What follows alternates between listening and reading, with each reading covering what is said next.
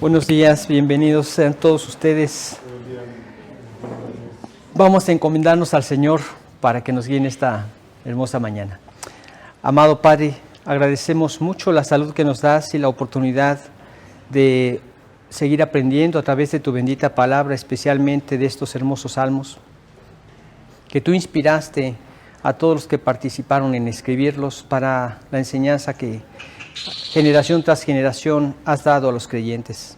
Te pedimos que nos guíes y que puedas apresurar los pasos de los que aún faltan por llegar, y queremos encomendarnos a ti a través de nuestro amado Señor y Salvador Jesucristo. Amén. Bien, estamos ahora viendo esta parte de los salmos. Hoy vamos a platicar del Salmo 43. Hay quienes comentan que el Salmo 42 y el 43 son un solo salmo. No encontramos alguna razón válida para decirlo. Más bien yo me inclino a pensar que el que hizo el Salmo 42 también le gustó esa estructura que había realizado para ahora alabar a Dios con el Salmo 43. Entonces vamos a platicar de este hermoso salmo teniendo en mente que con fe y con oración ahora el salmista está apelando a Dios. ¿Y para qué está apelando a Dios? Para que Dios le permita esta liberación que necesita de sus enemigos. Vemos que está apelando por la rebelión que habían mostrado hacia él. Está apelando porque quiere él regresar al templo para adorar a Dios, que era el sentido de su vida y que es el sentido de toda vida. Una vida sin relación con Dios es una vida que no tiene ningún sentido. ¿Por qué decimos que no tiene ningún sentido? Porque lo que nos queda sin una relación con Dios es una vida de pecado. Y si el hombre vive una vida de pecado, es una vida sumergido en sus propios conceptos, en sus propias fuerzas, en sus propias limitaciones, más aún todavía en sus propios pecados, que lo hunden cada vez en mayor desesperación y tinieblas. Por eso es que una vida sin Dios no tiene ningún sentido. Pero él por eso quería regresar a Dios y apela a Dios en oración y fe para regresar a Sión, al lugar donde está la morada de Dios, para adorarlo. Y apela a Dios también para poder acallar a su alma angustiada, porque al poner su confianza en Dios, ya no iba a estar en esa angustia y en esa desesperación, sino era acallada su alma, acallado su espíritu, por poder confiar en Dios. Entonces, no vamos a ver precisamente esta misma estructura, pero sí vamos a ver 5 atributos que nos manifiesta el Señor en este salmo. Cada uno de ellos lo vemos en una parte de este salmo. Vemos la justicia, vemos la fortaleza, vemos la gratitud, vemos el gozo y vemos la esperanza en cada uno de estos puntos de este salmo. Vamos a comenzar dando lectura a todo este salmo. Entonces vamos a leer el Salmo 42. Dice, el Salmo 43, disculpen, corrijo. Júzgame, oh Dios, y defiende mi causa. Líbrame de gente impía y del hombre engañoso e inicuo. Pues que tú eres el Dios de mi fortaleza, ¿por qué me has desechado? ¿Por qué andaré enlutado por la opresión del enemigo? Envía tu luz y tu verdad, estas me guiarán, me conducirán a tu santo monte y a tus moradas. Entraré al altar de Dios, al Dios de mi alegría y de mi gozo. Y te alabaré con arpa, oh Dios, Dios mío. ¿Por qué te abates, oh alma mía, y por qué te turbas dentro de mí? Espera en Dios, porque aún he de alabarle, salvación mía y Dios mío. Y vemos que en el Salmo 42:5 dice las mismas palabras. ¿Por qué te turbas, oh alma mía, y por qué te abates, oh alma mía, y te turbas dentro de mí? Espera en Dios, porque aún he de alabarle. Entonces vemos que por eso piensan algunos que era el mismo salmo, sin embargo, son 2 salmos diferentes. Y en este vemos un salmo donde el salmista está pidiéndole a Dios por que lo defienda y porque lo libere precisamente de sus enemigos. Y vemos como primer punto cómo aquí está apelando a Dios como a su juez. Dice el versículo 1, Júzgame, oh Dios, y defiende mi causa. Líbrame de gente impía y del hombre engañoso e inicuo. Uno podría decir que hay mucha temeridad de parte del salmista en estas palabras, de decirle a Dios, júzgame, oh Dios. Muchas veces nosotros no queremos ser juzgados por Dios, porque tememos que salgamos perdiendo en ese juicio. Tenemos temor. Sin embargo, cuando vemos al salmista que tenía una comunión con Dios y una relación auténtica con Él, le pide a Dios que lo juzgue. Vemos que aquí esta persona tenía enemigos, tenía personas o había quienes lo odiaban y lo perseguían. Muchas veces el creyente es perseguido precisamente por vivir en comunión con Dios. Esto no le gusta a la gente incrédula y esto molesta mucho a sus conciencias.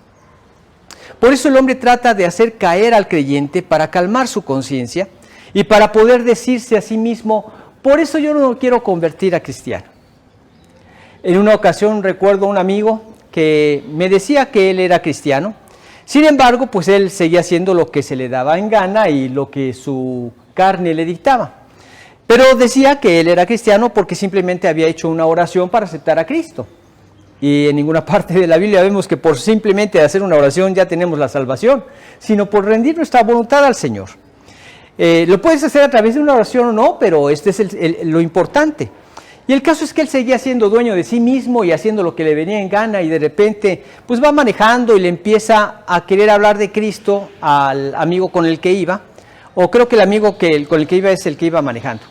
Y entonces aquel hombre le dice, mire, yo realmente entiendo lo que usted me quiere decir, pero yo no quiero nada de esto, de tener relación con Dios o de convertirme a Cristo, porque, mire, yo no quiero ser como muchos hipócritas que conozco, que dicen que son creyentes y a cada rato se andan emborrachando con los amigos y demás. Yo prefiero mejor no ser hipócrita y seguir con mi vida que decir, ay, sí, ya soy salvo, ya voy camino al cielo y sigo haciendo lo que se me da la gana. Y entonces esto le pegó muy duro a este amigo, porque él era de esos. Y entonces se dio cuenta como que algo andaba mal.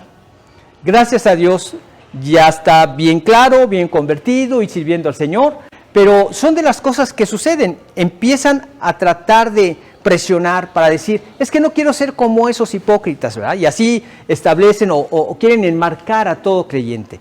Desgraciadamente, hay muchos creyentes que dan esa impresión y estorban al camino de salvación.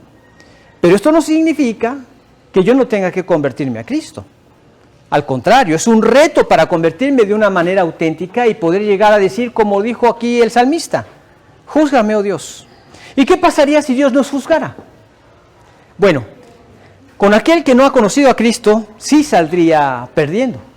Aquel que ya lo conoció, tiene un resultado diferente. Aquí vemos que él tenía muchos que se oponían a él y los llama como gente maligna, o también los llama como hombres engañosos e inicuos.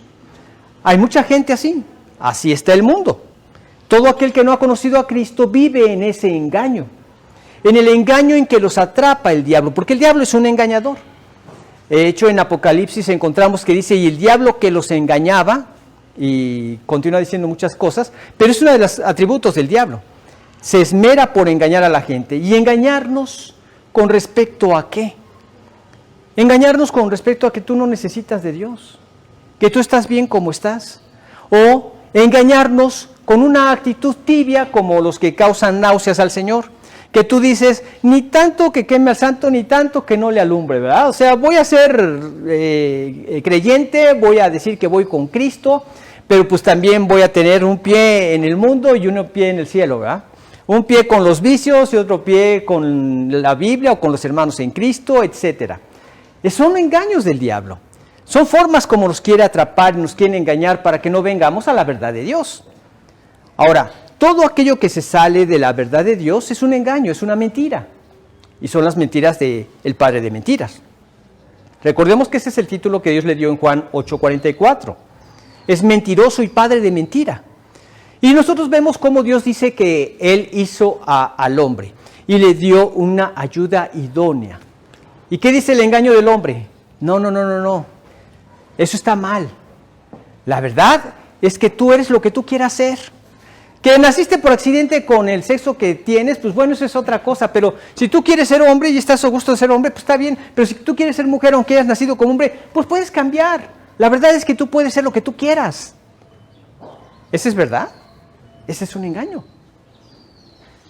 Y vemos que la gente que anda en este tipo de engaños acaban en muchos casos quitándose la vida porque son hombres y cambian a mujeres y cada parte de su ADN le dicen hasta lo más profundo de su ser, tú eres un hombre y no pueden quitárselo de su mente. Estos son engaños del diablo y nos engaña de muchas otras maneras. Nos engaña haciéndonos creer que la felicidad es que tú seas próspero, que tengas dinero para que puedas tener muchos bienes y puedas tener muchos placeres. En una ocasión a Henry Kissinger le dice otro político, dice, me he enterado de que usted tiene mucha suerte con las mujeres y ha atraído a muchas mujeres. Y dice, mire, quiero que usted sepa que el poder y el dinero son el mejor, ¿cómo se dice? Estimulante no. No, es como que atrae a las mujeres, ¿verdad? Se me fue la palabra. Pero sí, muchas veces crees que al tener poder y al tener dinero, esto es lo que vas a atraer. ¿Y eso te va a dar felicidad? ¿Tú crees que teniendo una mujer por acá y otra mujer por allá y otra más allá, vas a ser feliz? Si con una, ¿cuánto te cuesta? Ahora, ¿con 3? Imagínate, tener 3 suegras. No es cierto, yo me llevo muy bien con mi suegra. Es que sin Cristo es imposible tan solo llevarse bien con una. Ahora con 3 o 4, mira a Salomón. ¿Tú crees que Salomón tuvo paz en su corazón? Ay, Salomón, a esas de Moab ya le construiste su ídolo y ya están adorando a su ídolo. ¿Y por qué a mí no me construyes el mío? Y no, pues imagínate todas las que se veía Salomón, ¿verdad? Y esto desvió su corazón. La idea de Dios siempre fue un hombre y una mujer, pero ahí está el engaño del diablo. Y le llama hombres engañadores, hombres inicuos, que no tienen ningún sentido de equidad, que son malvados, que no van tras de la justicia, sino tras de la impiedad. Estas son las personas que caracterizaban a los enemigos del salmista. Y casualmente también son parte de los enemigos que nosotros tenemos. Vemos que no es algo nuevo. Cuando alguien ve integridad en tu vida, trata de tumbarte para poder tener el puesto que tú tienes. Había un hombre que era sumamente íntegro y estaba, diríamos, era la mano derecha del rey. Y este hombre, pues los que estaban alrededor de él, trataban de tumbarlo para poderse quedar con su puesto. Y dijeron, vamos a ver cómo lo vamos a destruir. Veamos su archivo. Así le han hecho siempre los hombres. Supe de un caso que fue un creyente que tenía una iglesia bastante grande y él apoyó a un político de ese lugar. Y cuando finalmente hicieron trampa y a través de engaños lograron obtener la presidencia, para callar a toda esta gente que estaba en oposición, diciéndoles que había sido un robo, etcétera, dijeron, vamos a ver cómo están los que lo apoyaban. En ningún momento iban a decir, vamos a mostrar cómo somos nosotros, jamás. Pero sí vamos a ver cómo los podemos atrapar. Y entonces vieron que era una persona inmoral y sobre de esto, ¿verdad? A este hombre que les digo, Daniel, lo investigaron. ¿Cómo está en cuanto a la inmoralidad sexual? Íntegro, intachable. Pero seguramente ha robado más de algo. 0, intachable. Pero seguramente ha engañado en algo al rey. 0, intachable. Entonces dijeron, ¿qué vamos a hacer? Este ni siquiera parece humano, este parece extraterrestre. Ya sé, él es fiel a su Dios. Si encontramos algo contra su Dios, lo quitamos del camino. Impíos, inicuos, engañadores. ¿Y entonces qué hicieron? oh rey, mira, te vamos a hacer un favor. Como vemos que está un poco bajo tu orgullo, queremos decirte que de aquí a 3 meses nadie pida a Dios alguno, sino solamente a ti. Y el que pida a algún Dios que no sea a ti, entonces va a ser echado al foso de los leones. O sea, en un sentido le estaban diciendo, tú vas a ser Dios por 3 meses. Hagan lo que quieran, ahí está mi anillo y pum, lo selló. Y como sabían que Daniel no iba a hacer eso, él siguió adorando a su Dios, siguió abriendo las ventanas de su cámara que daban hacia Jerusalén y seguía arrodillándose 3 veces al día, orando y dando gracias a su Dios como lo solía hacer siempre. Entonces lo atrapan y lo mandan al foso de los leones. Y creo que ya sabemos la historia. Dios lo guardó de ese problema, cerró las bocas de los leones, no le hicieron ningún daño. Cuando el rey se da cuenta de toda esta trampa, de toda esa trama, agarra a los que lo habían planeado y ni siquiera habían llegado al fondo cuando ya se los estaban devorando, los mismos leones que no le hicieron nada a Daniel. Muchos dicen es que estaban bien comiditos y por eso es que no le hicieron nada a Daniel. Si así hubiera sido, tampoco le hubieran dicho nada a los enemigos, ¿eh? Esto es lo que nos rodean. Hombres engañadores, malignos, inicuos. Estás viviendo en este mundo y este mundo es así. No te engañes y no salgas sorprendido porque de repente confiaste más de lo que debías haber confiado. Así está el mundo. Y entonces este hombre, ¿qué le dice a Dios? Señor, júzgame.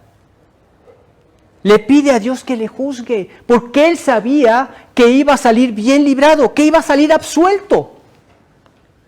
¿Qué pasa si Dios nos dice como creyentes, te voy a juzgar? ¿Qué creen que haría?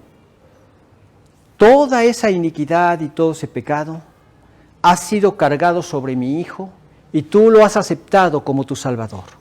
Has rendido tu voluntad a Cristo y has quedado absuelto de todo mal. Entonces, júzgame, oh Señor.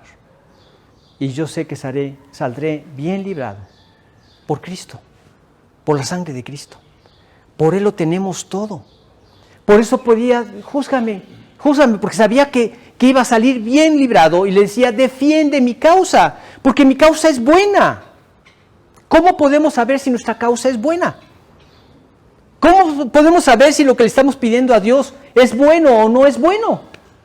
Bueno, al haber sido rescatado de esa vida de pecado, de esa vida de maldad, de esa vida de engaños, de esa vida de iniquidad, esa vida en donde nosotros, en términos generales, éramos Dios para nosotros mismos, al ser librados de esa vida, ahora vivimos para hacer la voluntad de Dios y ahí vemos que nuestra causa es justa siempre, porque queremos hacer su voluntad.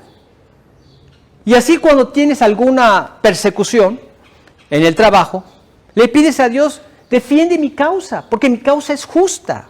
Yo quiero seguir compartiendo tu evangelio, yo quiero seguir dando un testimonio claro de ti y defiende mi causa, Señor. Y Dios nos va dando victoria y victoria y defendiendo nuestro testimonio y nuestra causa, porque lo que procuramos es glorificarlo a Él. ¿Qué es lo que Dios quiere? Que todos los hombres sean salvos y vengan al conocimiento de la verdad. ¿Y por qué queremos tener un testimonio íntegro? Porque queremos que no encuentren ningún tropiezo y que cuando nosotros les hablemos el Evangelio, haya una solvencia moral que nos respalde para que escuchen el Evangelio. Pablo decía, sed imitadores de mí, así como yo de Cristo.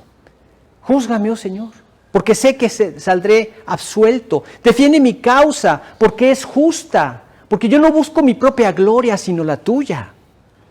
Y esta era la característica que lo distinguía al salmista para poder llegar con esta confianza y darle estas palabras a Dios y pedirle esto a Dios.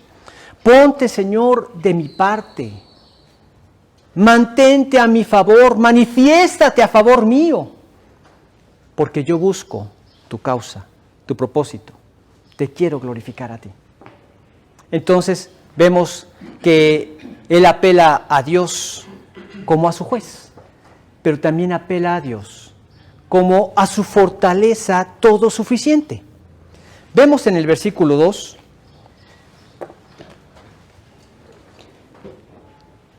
mi alma tiene, el 43:2. Pues que tú eres el Dios de mi fortaleza.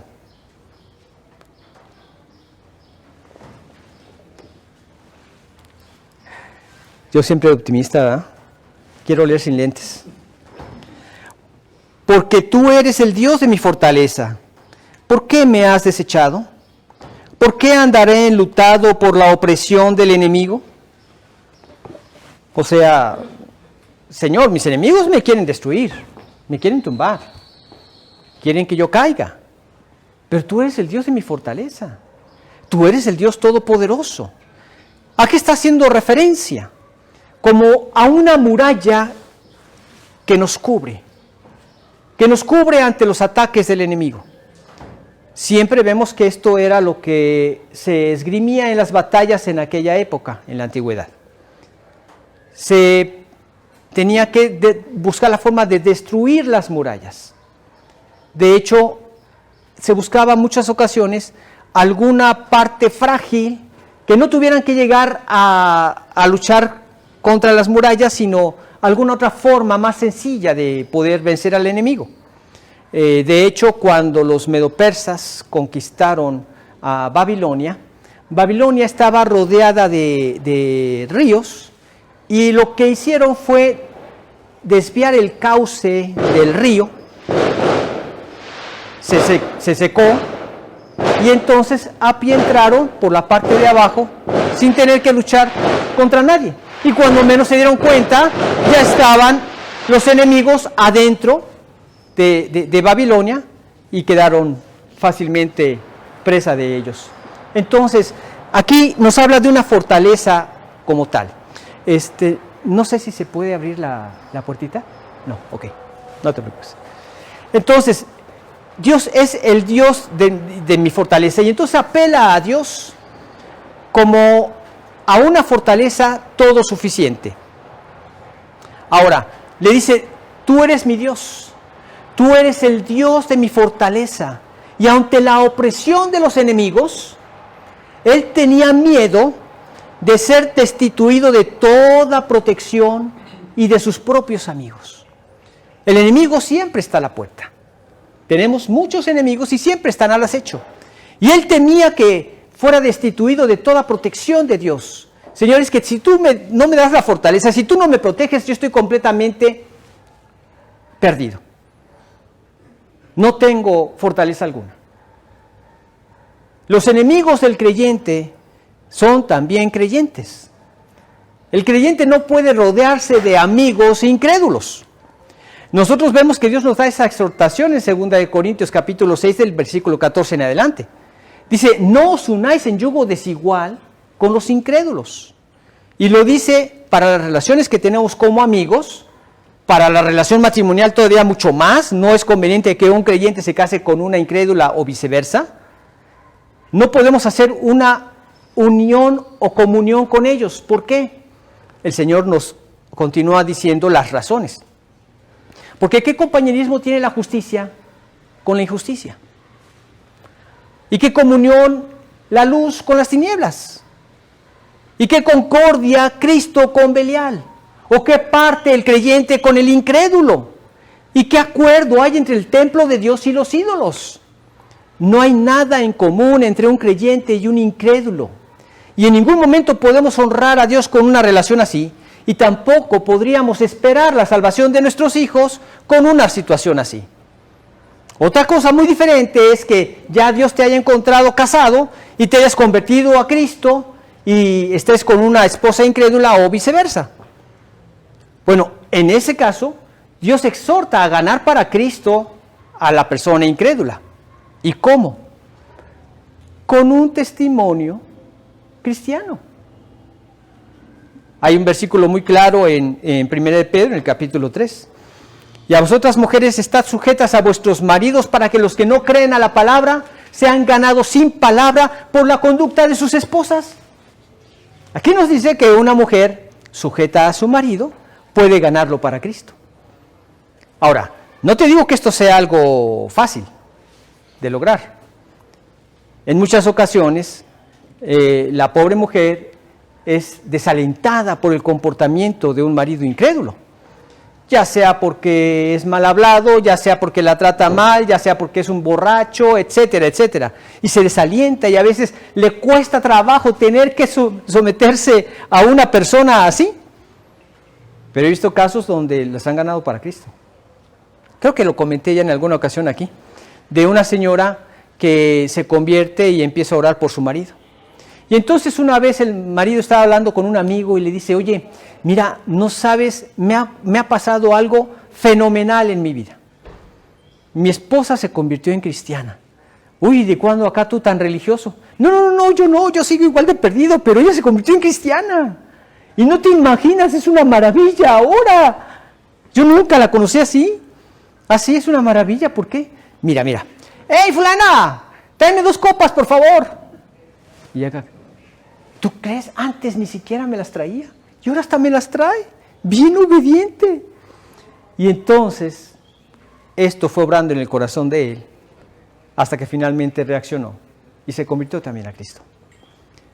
Son cosas que Dios hace, pero no suceden las cosas por casualidad. Pero, ¿a quién acudía ella como su fortaleza ante todas esas, diríamos, ese aprovechamiento que estaba teniendo su marido incrédulo? Al Señor, que era su fortaleza. En Él descargaba sus angustias. En Él descansaba, porque el anhelo de su corazón era no solamente que su esposo se salvara, sino que también sus propios hijos llegaran a la salvación. Pero es lo que más gozo nos da, ver el poder de Dios obrando en nuestras familias, trayendo a cada uno a la conversión. Pero ¿cómo lo van a hacer? Cuando ven un testimonio de integridad. Porque no nos podemos engañar, son los ojos que todo el tiempo nos ven. La esposa todo el tiempo está viendo al esposo. Los hijos todo el tiempo están viendo a los papás. ¿Cómo van a poder venir a Cristo si tú les predicas una cosa y vives otra? No hay coherencia en esas palabras. Pero si tú vives lo que predicas, entonces despiertas en ellos esa curiosidad. ¿Por qué es que mi papá es diferente a los demás? ¿O por qué mi mamá es diferente a los demás? Porque tenemos relaciones con primos, con tíos y con familiares, y ellos todo eso lo ven. Y ven cómo el papá ahora es diferente, lo conocieron como era antes y lo conocen como es ahora. Ven esos cambios y ven esa integridad. Entonces esto mueve los corazones para también querer venir a los pies del Señor. Porque Él es nuestra fortaleza y en Él descansamos todas nuestras angustias. Él es nuestra fortaleza. Él pensaba que ya no tendría ninguna protección de Dios, que perdería a todos sus amigos. Es más, llegaba a pensar que quizá Dios lo había desechado. ¡Qué terrible equivocación! Dios nunca va a desechar a aquellos que confían en Él. Cuando tú confías en Él, es porque ya te convertiste a Él. Y es porque confías en que Él es tu fortaleza, que en Él estás plenamente cubierto de todos tus enemigos y de todas tus necesidades. Veamos 2 versículos. Uno está en el Salmo 5:11.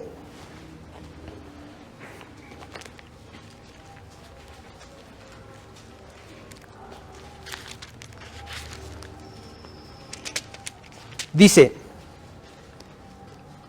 pero alégrense todos los que en ti confían, den voces de júbilo para siempre, porque tú los defiendes. En ti se regocijen los que aman tu nombre.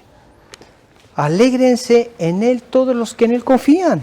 En Nahum 1:7 dice, porque Jehová es bueno, fortaleza, ¿sí? Fortaleza, un muro, en el día de la angustia, y conoce a los que en Él confían. Los conoce. Entonces, fortaleza en el día de la angustia. Ahora entendemos un poco más por qué es que no debemos estar afanosos o preocupados. Como dice el versículo de Filipenses 4:6. Cuando tú presentas en oración tus angustias, lo que te aflige, Él es tu fortaleza. conoce a los que en Él confían. Y cuando le presento mi oración y descargo mi corazón, derramando mi angustia y poniéndola en sus manos, entonces estoy derramando mi confianza en Él. Y ya una vez que le deposité mi confianza, ¿cuál se espera que sea mi actitud? ¿Seguirme mordiendo las uñas? ¿Seguir en esa angustia y preocupación? Viene descanso, gozo y paz en el corazón. Porque cuando confías en Él, sabes que todo lo estás dejando en las mejores manos. Y Dios te libera de todas tus angustias. Esta ha sido la historia de Dios. Libera a los que en Él confían. Escuchaba una historia, ahí les recomiendo que la vean, hay un documental de este hombre, se llama Samuel Morris. Ese es el nombre que le dieron ya cuando él se convirtió y que él quiso adoptar ese nombre. Se conocía como Príncipe Kabú. En la tribu se acostumbraba a que cuando habían alguna sequía, algunas tribus iban a atacar a los que tenían más posesiones para robárselas y tener para su propia tribu. Esta era la tribu de Kabú, donde ellos padecían esos ataques. Y después estas personas cayeron en mayor crueldad. Encontraron que había más provecho en capturar a algunos de esa tribu y atormentarlos, forzando a que esa tribu les proveyera de todo lo que ellos les pidieran. Y entonces, como él era el príncipe de esa tribu, el hijo del jefe, lo capturan y el papá se preocupa y hace todo lo posible por liberarlo. Lo libera, pero con el paso del tiempo otra vez lo vuelven a capturar. Pero ya estaba muy mermada la tribu, ya no tenían forma de volverlo a liberar.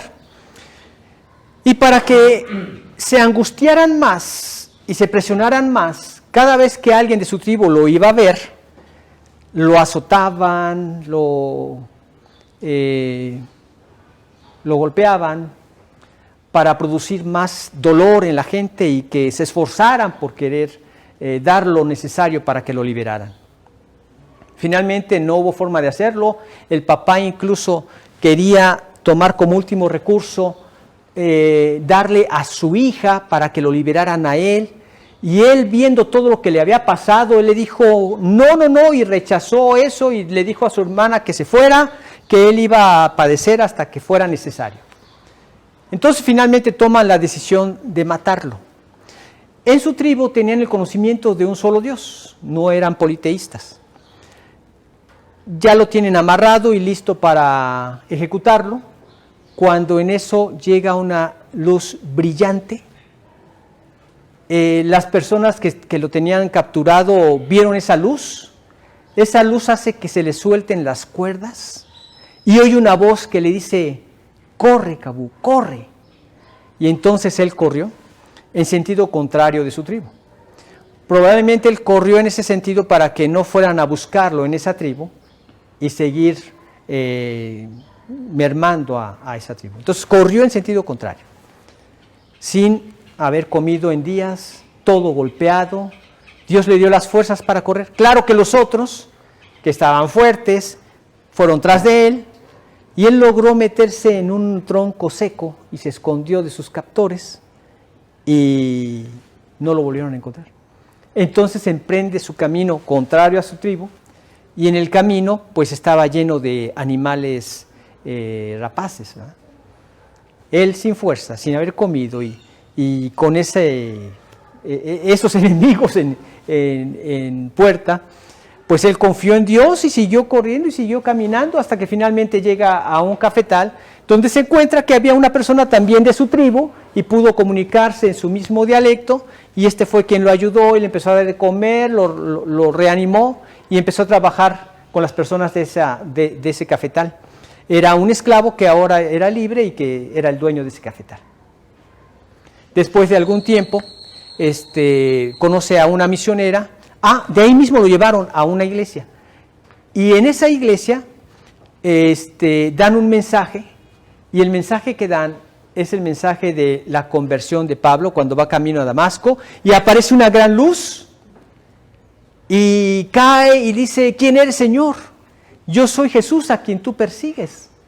Entonces este cabo brinca de gozo y ahí en la iglesia, sin saber que pues, la gente calladita estaba escuchando la enseñanza, él dice, ese es Dios, ese es el que me liberó, esa fue la luz. Y todo gozoso entiende el mensaje y de ahí empieza a absorber todas las enseñanzas de la palabra de Dios. En fin, es una historia que les recomiendo, el documental está muy, muy bien logrado, muy bien hecho, valdría la pena que lo vean.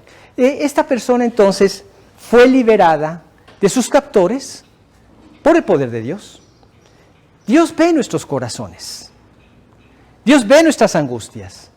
Si tú confías en Él como el Dios Todopoderoso, entonces, ¿de qué te preocupas? Sigue descansando en Dios. Espera en Dios porque aún he de alabarle. Salvación mía y fortaleza mía. Ahorita vamos a ver más adelante esta parte.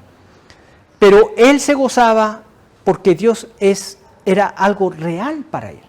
Una cosa es que tú creas en Jesús, una cosa es que tú creas en Dios y otra cosa es que Él sea real para ti. Que tú le creas, que tú platiques con Él entendiendo que Él te escucha, que tú no estás hablando palabras al aire, que tú sabes que Él está escuchando todo lo que le estás diciendo porque por medio de Cristo tienes esa comunión y acceso a Dios, a la presencia de Dios en todo momento. Esto es lo que realmente te va a dar esa satisfacción de ver esa fortaleza de Dios, esa liberación de Dios contra todos tus enemigos. Él es mi fortaleza, una muralla. Nadie lo puede penetrar. En Él estoy seguro, en Él estoy confiado. En tercer lugar podemos ver que apela el salmista en oración y fe, apela a Dios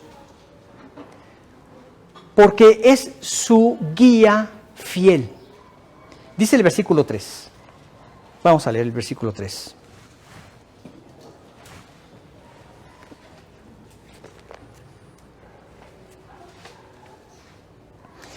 Envía tu luz y tu verdad, estas me guiarán, me conducirán a tu santo monte y a tus moradas. Envía tu luz y tu verdad, estas me guiarán. Ahora, él no pensaba ni en riquezas, ni en honores. Él pensaba ser guiado a Sión. Él quería ser guiado a la morada de Dios. Lo más hermoso para el creyente es poder vivir en esa comunión, en la comunión con Dios. Y entonces él pide luz para disipar su oscuridad espiritual. ¿En dónde encontramos esa luz? Leemos allí en Primera de Juan, en el capítulo 1, el versículo 5. Este es el mensaje que hemos oído de Él y os anunciamos. Dios es luz y no hay ningunas tinieblas en Él. Si decimos que tenemos comunión con Él y andamos en tinieblas, mentimos y no practicamos la verdad. Pero si andamos en luz, como Él está en luz, tenemos comunión unos con otros. Y la sangre de Jesucristo, su Hijo, nos limpia de todo pecado. ¿Qué quiere decir esto? Que el pecado nos priva de esa comunión. Pero al confesar el pecado, volvemos a esa comunión. Porque andamos en esa luz, en comunión con Dios. Él es la luz. Él puede quitar cualquier tipo de endurecimiento espiritual o de conflicto espiritual. Él es la luz y nos dio esa luz cuando nos convertimos a Jesús. Luz versus tinieblas. Tinieblas es la maldad y el pecado en que vivíamos. Luz es el camino de santidad y de comunión con Dios.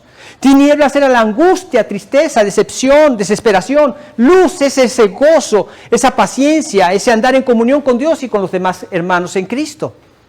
Esto es lo que anhela todo ser viviente.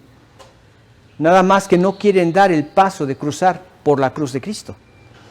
Quieren las bendiciones de los creyentes, pero no quieren la cruz de Cristo. No hay otra forma de poder tener comunión con Dios. Lo que nos priva precisamente es nuestra carne corrompida, nuestra naturaleza caída, la que hay que clavar en la cruz a través de ese arrepentimiento, para ya no obedecer a sus caprichos que nos destruían, sino ahora dispuestos a hacer la voluntad de Dios. Pedía la verdad. ¿Verdad en qué? Él pedía la verdad contra los engaños de sus enemigos. Leemos ahí en Juan capítulo 16, versículo 13. Dice, aún tengo muchas cosas que deciros, pero ahora no las podéis sobrellevar. Pero cuando venga el Espíritu de verdad, Él os guiará, es mi guía fiel. Él os guiará a toda la verdad. Qué hermoso poder confiar en un Dios que me va a guiar a la verdad, no al engaño. El Dios de este siglo, el diablo, sí nos guía a ese engaño, a pensar que todo se va a acabar con esta vida. Y entonces el concepto de justicia no existe, porque como Dios no existe y como todo acaba en esta vida, el concepto de Dios no existe. Y ya ahí logré zafarme de toda responsabilidad, porque ya puedo hacer de mi vida lo que se me da la gana, porque si Dios no existe, tampoco existe la justicia y no hay nada que temer, porque de nada voy a ser juzgado. Engaño del diablo. Y los mismos filósofos como Kant, no sé si fue él o Descartes, pero decían, para que haya una correcta convivencia entre la gente, debe haber también un sentido de equidad, un sentido de ética. Y para que pueda existir la ética, tiene que existir la justicia. Pero nos damos cuenta que la justicia no siempre se lleva a cabo. Por lo tanto, si no siempre se lleva a cabo, tiene que haber un sentido de justicia futura, después de esta vida. Y es precisamente lo que Dios nos dice, que Él va a juzgar todas las cosas, el cual juzgará al mundo con justicia. Leemos en el capítulo 17 de Hechos. Dice en este capítulo que juzgará al mundo con justicia por aquel varón a quien designó, dando fe a todos con haberle levantado de los muertos. Cristo va a juzgar todas las cosas. Partiremos de esta vida y todo completamente va a ser juzgado. Y este sentido de justicia está de acuerdo con Dios. Dios es juez justo. Y Dios está irado contra el impío todos los días, nos dicen Proverbios. Entonces este sentido de justicia es parte de Dios. Y Él nos guía, Él es nuestro guía fiel, porque nos ilumina para vivir en su verdad, porque Él es la luz, y a través de su palabra nos guía, y Él es la verdad. Jesucristo dijo, yo soy el camino y la verdad y la vida. Nadie viene al Padre sino es por mí. Cuando nos convertimos a Cristo, pone su Espíritu. Y el Espíritu de verdad, Él nos guiará a toda la verdad, porque no hablará por su propia cuenta, sino que hablará todo lo que oyere y os habrá saber el camino que debemos seguir, las cosas que han de venir. Todo nos lo hace saber el Espíritu de verdad, guiándonos a toda la verdad. Ahora, teniendo esto como guía, Dios nos va conduciendo por el camino al cielo. Nos guía con su luz, nos guía con su verdad. Cristo es la verdad, su palabra nos guía. Te haré entender y te enseñaré el camino en que debes andar. Sobre ti fijaré mis ojos. Entonces nos lleva camino, nos conduce camino al cielo. Esto quiere decir que las cosas que vamos haciendo aquí en la tierra, sabemos que van a ser juzgadas por Dios. Pero cuando yo parta de esta vida, todo lo que podía haber sido juzgado por mi pecado, ya fue cargado en Cristo. Yo voy a salir absuelto. Y como decía en un principio, júzgame, oh Dios, porque sabía que iba a ser absuelto por la sangre de Cristo, quien pagó por todos mis pecados. Y por gratitud a Él, ahora quiero hacer la voluntad de Él. Y entonces no me cuesta trabajo ser guiado por Él. Me dice en su palabra algo, yo lo obedezco, yo lo sigo. Quiero hacer su voluntad, yo lo sigo. Muchas veces no está de acuerdo a lo que yo quisiera hacer, pero yo lo sigo. Tengo que dar el paso por fe. Quizás no lo entiendo en un principio, pero lo entenderé después. Pero yo lo sigo, Él me guía y Él no se equivoca. Esa era mi garantía de que Él no se equivocaba. Muchas cosas tuve que seguirlas por fe en un principio, pero sabía que Dios no se iba a equivocar. Y este consejo lo recibí de mi pastor. Me decía, cada vez que tú tengas duda en algo acerca de la palabra de Dios, tú ponte a pensar, yo soy el que está mal, Dios es el que está bien, voy a hacer la voluntad de Dios.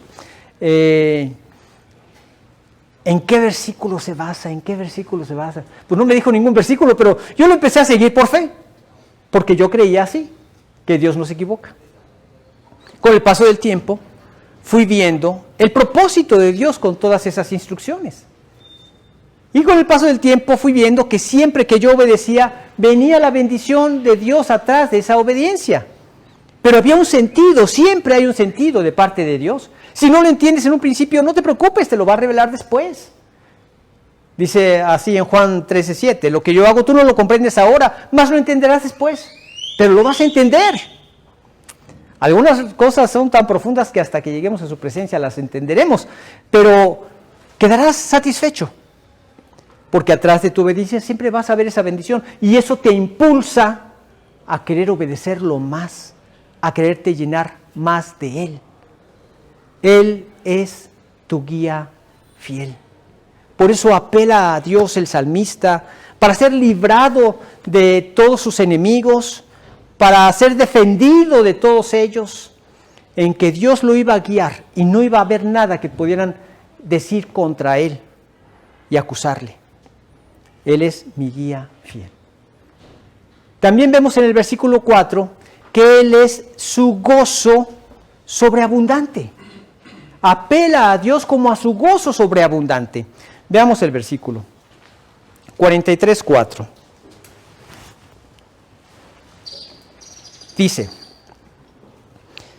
entraré al altar de Dios, al Dios de mi alegría y de mi gozo, y te alabaré con arpa, oh Dios, Dios mío.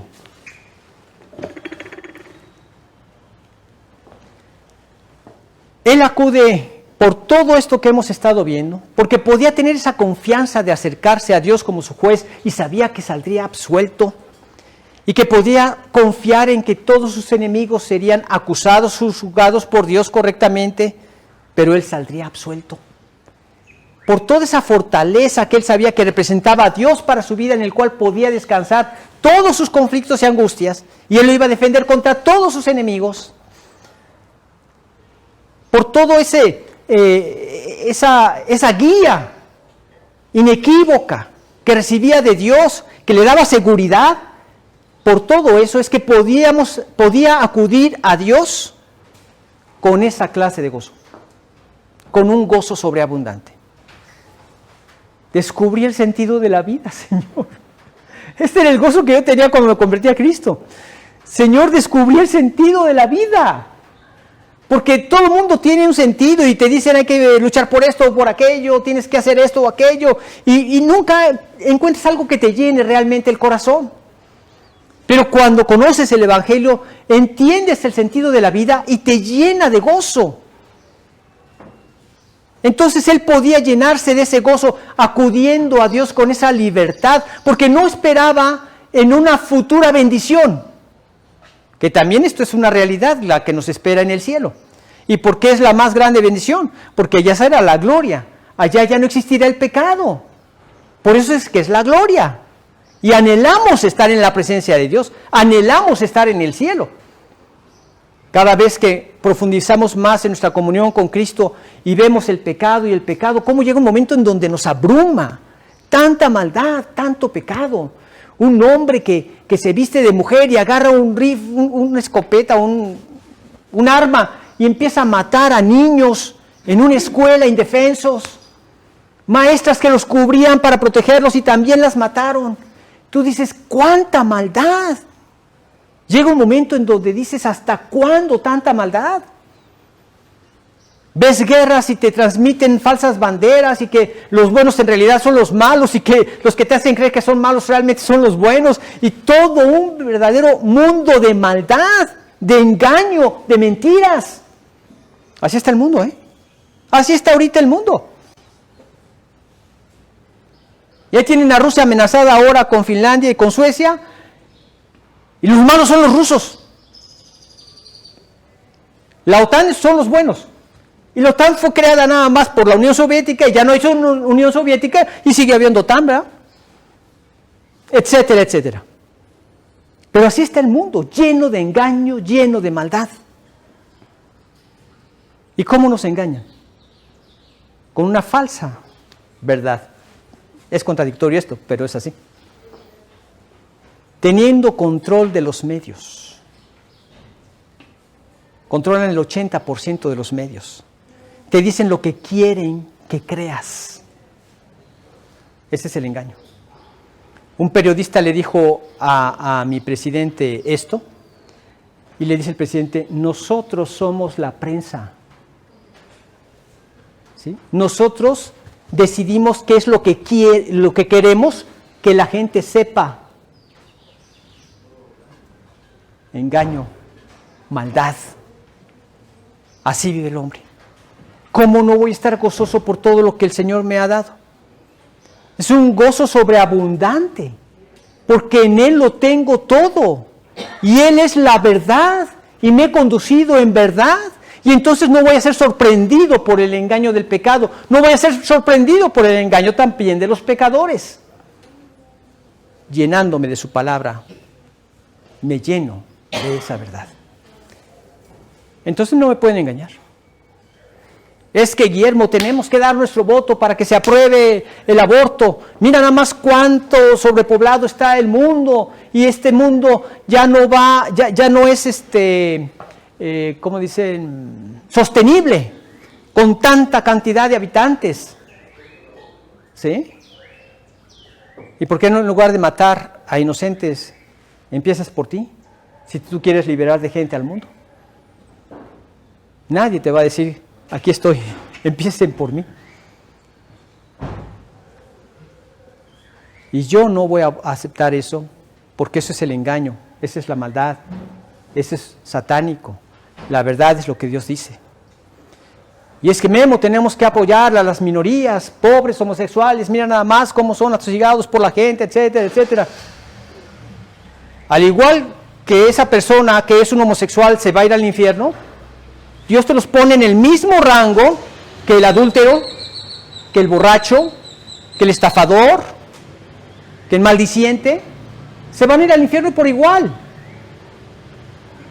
Tengo que hablarles de Cristo, sí, pero no tengo que aplaudir su pecado, porque entonces vamos a aplaudirle el pecado al homosexual, vamos a aplaudirle el pecado también al adúltero, vamos a aplaudirle el pecado al borracho, y creo que se trata de lo contrario como hijos de Dios. Estamos en la verdad y nos gozamos, porque nuestro gozo es sobreabundante porque hemos conocido la verdad de Dios. Y esto lo produce el Espíritu al morar en mí y vivir en su comunión. El fruto del Espíritu es amor, gozo, paz, pero es gozo porque has conocido la verdad. Has sido librado del engaño y del engañador, del diablo. Finalmente, vemos también que apela a Dios como a su esperanza que nunca falla. Veamos el versículo 5.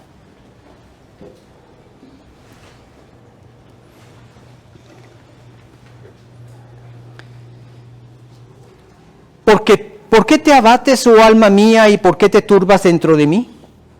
Espera en Dios, porque aún he de alabarle, salvación mía y Dios mío. Él se regaña a sí mismo. ¿Por qué te turbas, oh alma mía? ¿Por qué te abates dentro de mí? Se engaña a sí mismo por su depresión y por su desesperación,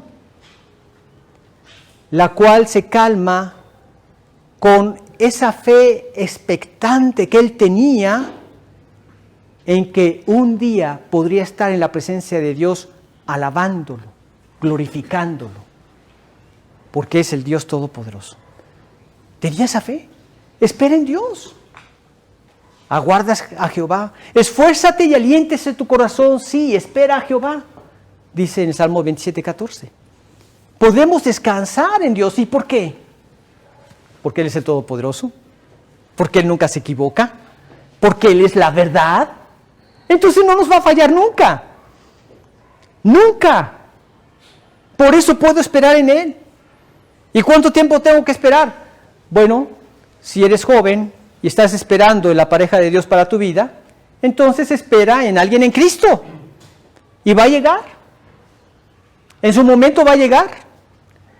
Recuerdo de un amigo que ya pasaba los 30. Y los amigos del papá iban con el papá y le decían, oye, ya nos preocupa tu hijo que no se casa y ya pasó de los 30. O que, no sé, que al rato vaya a empezar a decir, preséntame a los hermanos en lugar de preséntame a las hermanas. Y así preocupados, ¿verdad? Y el papá así va y le dice al hijo, mi hijo, pues mira, ya mis amigos están preocupados. Oiga, pa, y sus amigos, era del norte, ¿verdad? Oiga, pa, y sus amigos van a estar preocupados también cuando me esté divorciando. ¿Me van a ayudar a salir del conflicto o arreglar los problemas del divorcio? Pa, yo estoy esperando en la mujer de Dios.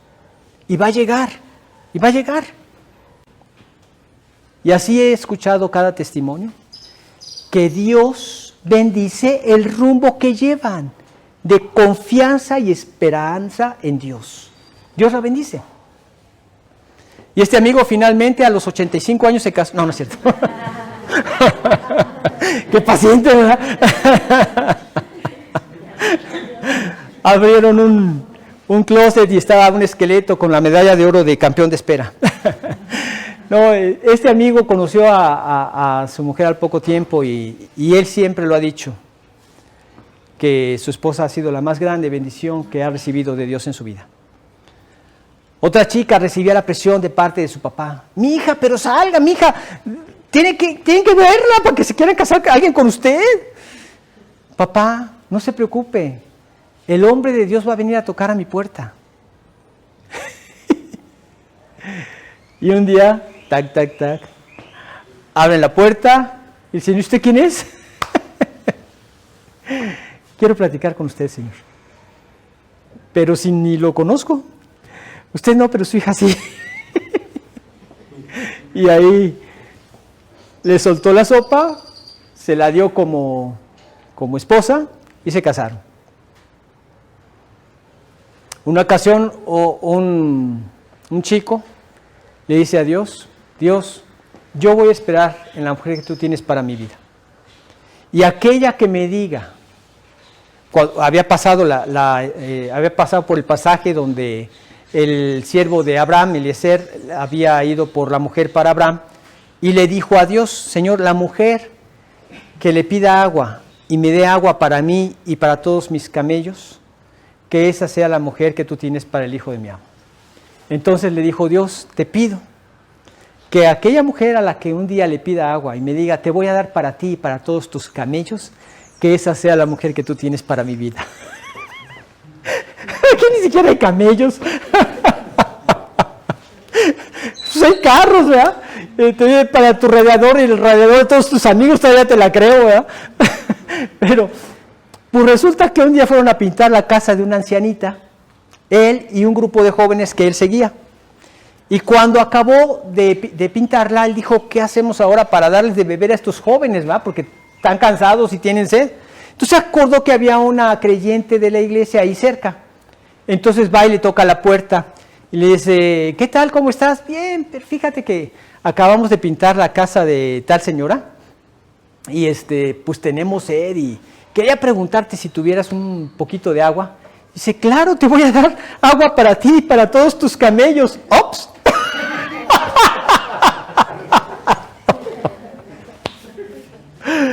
Y pues con ella espera en Dios. Fortaleza mía y Dios mío. Dice, salvación mía y Dios mío. Literalmente dice, salvación de mi rostro y Dios mío. Podría señalar o referirse al cambio de rostro que hubo de tristeza y duelo a gozo y alegría por la liberación, la defensa, la salvación de su Dios. Hay gozo. ¿Te has visto salvado de tus pecados? hay un gran gozo. ¿Te has visto librado de un infierno eterno? Hay gozo. ¿Te has visto en algo que nunca te imaginaste, tener comunión con Dios y la presencia de Dios mismo en ti? Hay gran gozo. En un estado de Washington, de Estados Unidos, un misionero escuchó una historia que le conmovió mucho de un barbero que tenía un cuadro en su barbería de Abraham Lincoln, que era bastante costoso. Y era poco común que un barbero pudiera tener un cuadro así. Un día un periodista se enteró de este barbero y quiso ir a visitarlo porque dijo, si hay un cuadro de ese valor en un lugar así, es porque de veras tiene que haber una buena historia para escribir. Y allá va. Entonces, mientras lo estaban atendiendo y todo, él fue conduciendo la plática hacia ese cuadro que estaba en el lugar principal de la barbería. Y entonces el hombre le dice, mire, déjeme contarle la historia. Yo como negro nací siendo esclavo. Y yo la única esperanza que tenía en la vida era vivir como esclavo y morir como esclavo. Y si me casaba y tenía hijos, yo sabía que también era para traerlos al mismo destino que el mío. Cuando de repente escuché que el presidente Lincoln había decretado la abolición de la esclavitud y que yo iba a quedar libre, pero libre para toda mi vida. Y no solo yo, sino todos mis hermanos esclavos. Entonces yo no podía creer. Hice lo posible por poner un establecimiento y en este establecimiento donde he trabajado como barbero, junté cuanto centavo podía, hasta que finalmente pude adquirir este cuadro. Y este cuadro, todas las noches cuando acabo mi día de trabajo, me quito el sombrero y le hablo las siguientes palabras. Señor Abraham Lincoln, quiero que usted sepa que yo y todos mis hermanos los negros lo queremos mucho, porque usted hizo posible que pudiéramos obtener la libertad de nuestra esclavitud. Primero Dios, mañana nos vemos, señor Lincoln. Y cuando llego cada mañana me quito el sombrero y le vuelvo a decir las mismas palabras al señor Lincoln y le digo, realmente lo amamos porque usted logró nuestra libertad. Y entonces este misionero, recordando esa historia, dice que nunca se la ha podido quitar de su mente. Que cada vez que amanece, él eleva sus ojos al cielo y mirando a Jesús le dice, Señor Jesús, realmente te agradezco porque me has librado de la esclavitud de mis pecados y del destino que me esperaba, sin esperanza, sin ti. Gracias, Dios. Y así lo hago cada mañana y cada noche, porque el Señor nos liberó. ¿Hay gratitud? No olvidemos, hay mucho por qué agradecer a Dios. Podríamos decir que antes era nuestro juez y temíamos que algún día nos llegara la muerte. Aborrecíamos quizá estar en algún momento donde había alguien que estábamos velando, porque sabíamos que un día íbamos a estar ahí y saldríamos no absueltos, sino condenados al enfrentarnos a este juez. Y ahora podemos decir, júzgame, Dios mío, porque yo en mi integridad he andado desde que te conocí. Podemos tener una completa seguridad con Él porque como fortaleza siempre nos guarda, siempre nos protege. ¿Qué dice el Salmo 91? El que habita al abrigo del Altísimo morará bajo la sombra del Omnipotente. ¿Sabes lo que significa eso? Que estás protegido por Dios. No hay nadie más poderoso que Dios. Él es mi fortaleza. Él es mi guía fiel. No tengo temor a equivocarme ahora, siguiendo su camino, siguiendo su palabra, siguiendo sus mandatos. Él es mi gozo sobreabundante, porque he sido librado de esa esclavitud y del pecado. Y Él es una esperanza que nunca falla. puedo esperar en Él, puedo esperar en sus promesas, puedo esperar en su vida eterna, puedo esperar en su regreso. Vamos a orar. Gracias, Dios bendito, por este hermoso salmo. Gracias por cada salmo que tú inspiraste a cada persona que lo escribió, porque eras tú una realidad en sus vidas, como ahora podemos gozarnos en que eres una realidad en nosotros por medio de la salvación que nos diste en tu Hijo amado Jesucristo. Te queremos pedir, Señor, que nos guíes a anhelar ese camino en tu luz y en tu verdad, que confiemos en tu poder para lograr en nosotros esa integridad que tú puedas usar para atraer a otros a tu salvación. Señor, sabemos que cada creyente es útil en tus manos, viviendo en esa comunión, que tú has usado a esposas para ganar a sus esposos, que has usado esposos creyentes y piadosos para ganar a sus esposas y a sus hijos, que has usado a hijos también para ganar a sus padres para Cristo. Todo lo haces tú, Señor, en aquellos que te rinden sus vidas.